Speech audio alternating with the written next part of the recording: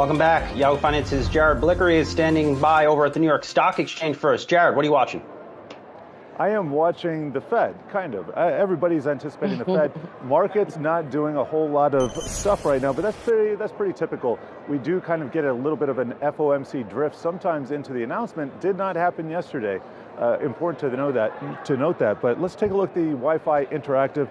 S&P 500 break even, NASDAQ just slightly down, Dow Jones the industrials look like they're down 0.25%.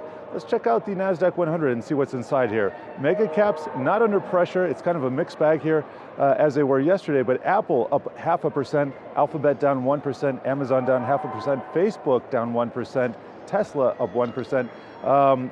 I'm looking at some of the biggest losers in the NASDAQ, and it's really these Chinese stocks. So I think the attention on these stocks has been focused and erudite, but I got to say this, if you take a look at, for instance, Alibaba, let's take a look at a year-to-date chart here.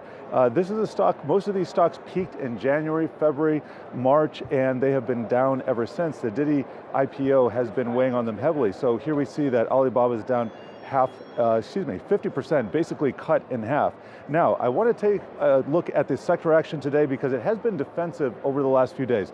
Here we see real estate and healthcare. Those are the two biggest outperformers, followed by tech, utilities, and staples. Now, I want to take this to a 3-day chart. This basically covers the week that we've had so far. You will see staples, real estate, healthcare, and utilities are in the forefront. So this is a very defensive setup. I think, dialing back to my comments yesterday, I think we will have a tradable low today around the FOMC announcement, maybe in Jay Powell's presser, and I think a lot of people are going to jump on that bandwagon. However, what stocks are they going to get into? So I'm watching my sentiment indicators here, specifically the canaries, and it looks like the Wi-Fi Interactive has unfortunately paused for me. Here we go. You can see at the bottom here, this is over the trailing 3 days. This is a KWEB, that is a Chinese internet ETF.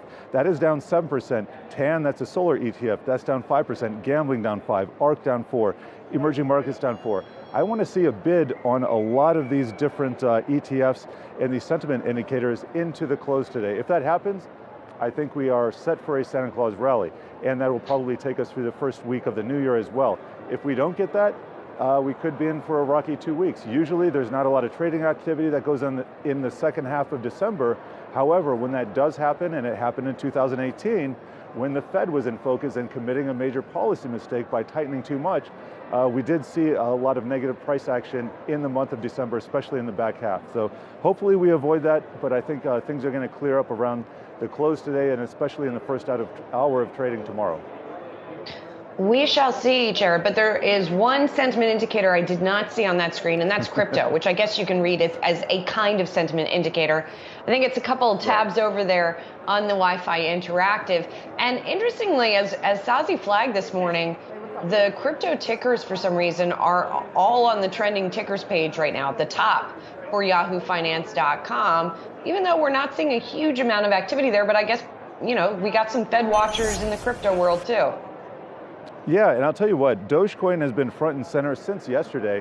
Elon Musk kind of hyping it up as he does, maybe going to accept some payments for merchandise or for Tesla cars.